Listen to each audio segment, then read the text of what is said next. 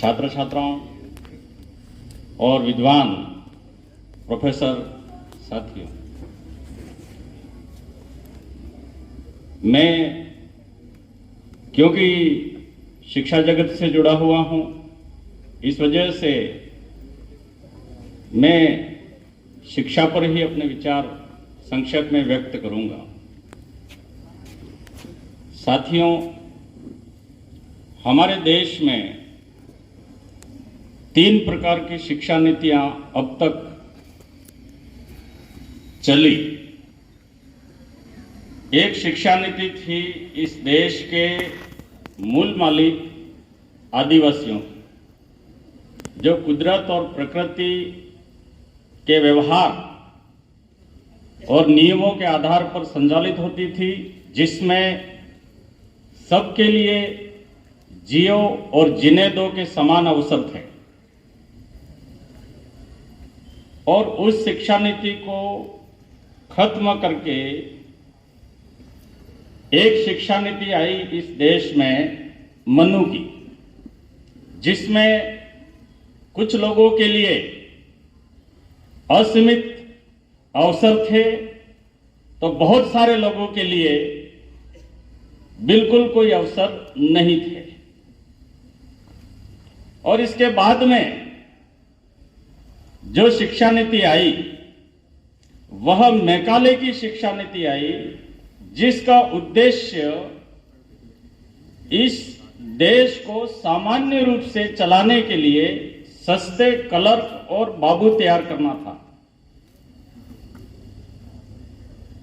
लेकिन जो आदिवासी की मूल शिक्षा नीति जियो और जीने दो वाली थी, उस समय ये भारत है वो विश्व गुरु था।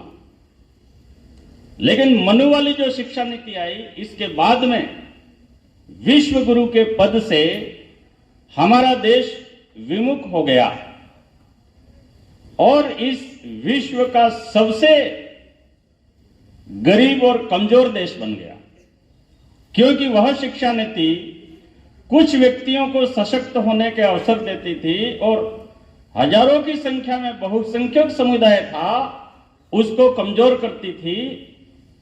इस वजह से देश कमजोर हुआ और आज हम मैकाले की शिक्षा नीति के ऊपर हम चल रहे हैं। तो मनु महाराज की जो शिक्षा नीति है उसको संचालित करने वाले दिल्ली की कुर्सी पर बैठे हैं और मैकाले की शिक्षा नीति को संचालित करने वाले जयपुर की कुर्सी पर बैठे। एक ये चाहता है कि मंदिर और मूर्तियां बना करके हम इस देश को चला लें, और एक ये चाहता है कि सस्ती शिक्षा दे करके और छोटे मोटे क्लर्क बाबू नौकर जैसे लोग हम तैयार करके देश चलाएं। और इस बीच में हमारा जो आज का युवा है वो सफर कर रहा है। आज अरबों रुपया मंदिरों के निर्माण के लिए केंद्र सरकार के पास है, करोड़ रुपया मूर्तियां बनाने के लिए है, लेकिन स्कूल और कॉलेजों में प्रोफेसर देने के लिए, शिक्षक देने के लिए और साधन सुविधाएं देने के लिए इनके पास में पैसा नहीं है। नहरें निकालने के लिए पैसा है अरबों रुपया। नरेगा में क्योंकि वोट लेने होते हैं, घर पे बैठे बैठे अरबों रुपया मजदूरों को देने के लिए इनके पास पैसा है। सीसी सड़कें बनाने के लिए पैसा है, कच्चे रोड बनाने के लिए पैसा है। क्यों है? क्योंकि वहां लाखों करोड़ों रुपया इस व्यवस्था को चलाने वाले जो लोग हैं उनको कमाने के अवसर होते हैं। एक नहर अरबों रुपये में बनती है, सैंक्शन होती है, करोड़ में सैंक्शन होती है, 25 लाख में बन करके तैयार हो जाती है और 75 लाख रुपया नेताओं और पूंजीपतियों की जेब में वापस चला जाता है। और स्थिति यह होती है उस नहर की कि 25% पानी किसान के खेत में पहुंचता है और 75% पानी नहर रिसती है तो किसानों की फसल को बर्बाद करता है। ऐसी शिक्षा नीति इस देश में चल रही है और इस वजह से जिस कॉलेज में जहां 100 प्राध्यापक होने चाहिए, प्रोफेसर होने चाहिए, वहां पर 17 हैं।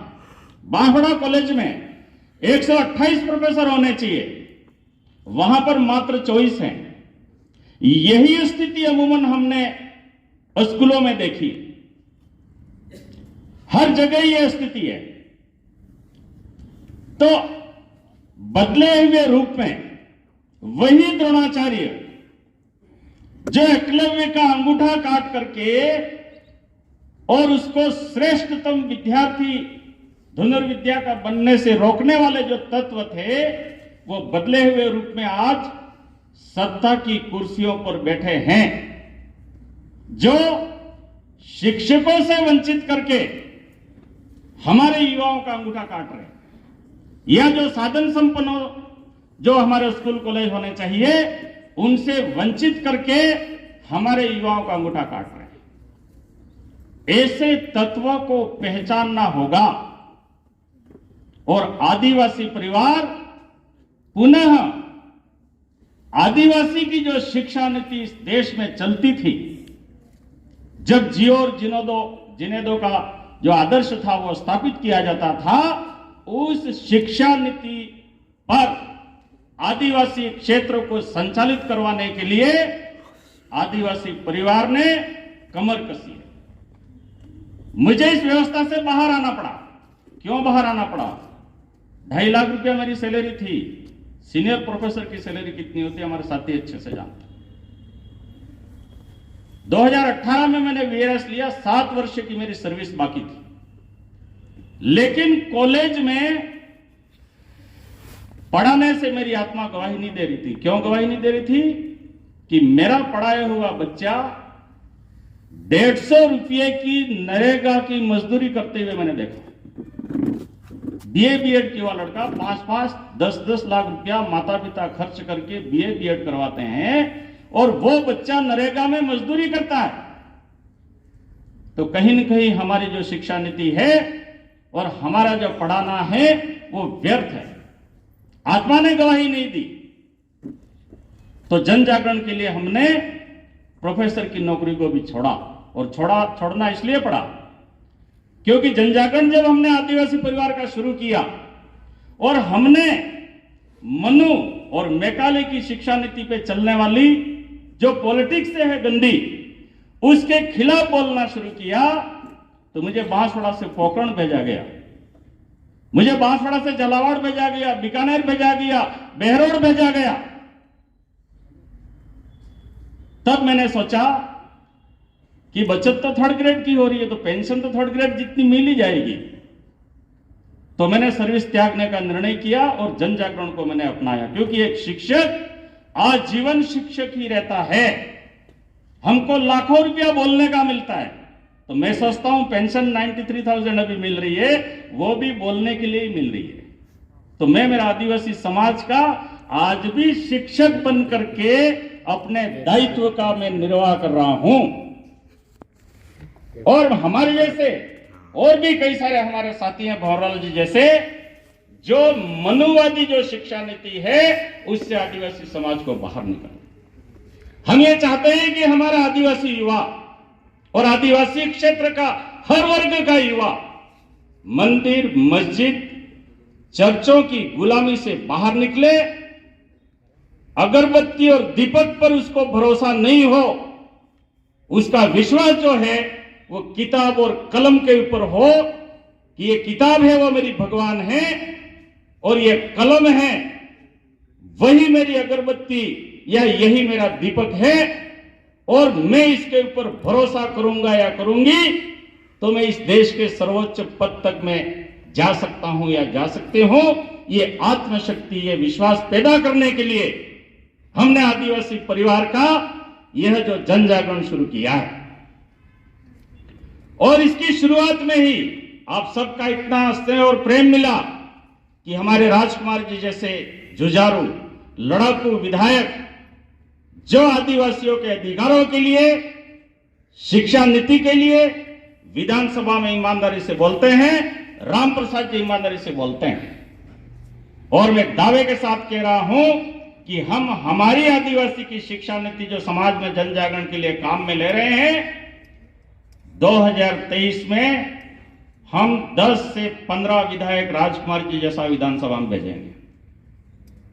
और ये विधायक हमने भेज दिए तो अगर डूंगरपुर और बांसवाड़ा की कॉलेज और किसी भी स्कूल में एक भी टीचर का पद खाली रहा तो हम राजस्थान की सरकार को गिरा देंगे। वो ताकत पैदा करने के लिए आदिवासी परिवार भील प्रदेश का जो हमारा ये कार्य है वो हमने शुरू किया है। और आपके बीच में से एक प्रोफेसर है, वो इस आंदोलन के साथ में जुड़ा हुआ है और हम सही दिशा में बढ़ रहे हैं। मैं उम्मीद करता हूं आप सबका स्नेह और प्रेम हमारे ये जो मूवमेंट है उसको मिलता रहेगा और हम निश्चित रूप से एक वर्ष बाद, एक वर्ष से पहले मैं कुछ नहीं कह सकता हूं, क्योंकि एक वर्ष तक आपको काले गोरे विधायक यहां जो आप लोगों ने बना दिए हैं, वो जैसा आपको सजा में आपको रखे हुए हैं वैसा ही आप रह पाओ। क्योंकि गणेश ढोगरा आपकी कॉलेज में प्रोफेसर देने की बात नहीं करेगा, वो तो रोड निकालने की बात करेगा, सड़क निकालने की बात करेगा, क्योंकि वहां 50% कमीशन पक्का है। क्योंकि स्कूल में प्रोफेसर देने से, कॉलेज में प्रोफेसर देने से कमीशन नहीं मिलेगा। कमीशन जहां मिलेगा वहां आज के नेता जो है वो काम करेंगे। लेकिन हम ये वादा करते हैं कि हम 12 महीने बाद इस आदिवासी क्षेत्र की हर स्कूल और हर कॉलेज को जिस तरीके से मंदिर में जो पवित्र वातावरण रहता है वैसा वातावरण निर्माण करके हम दिखाएंगे। मैं उम्मीद करता हूं कि आप जो हैं वो हमारी बात को समझ सकेंगे और हमारा सहयोग देंगे। आपने मेरी बात को सुना।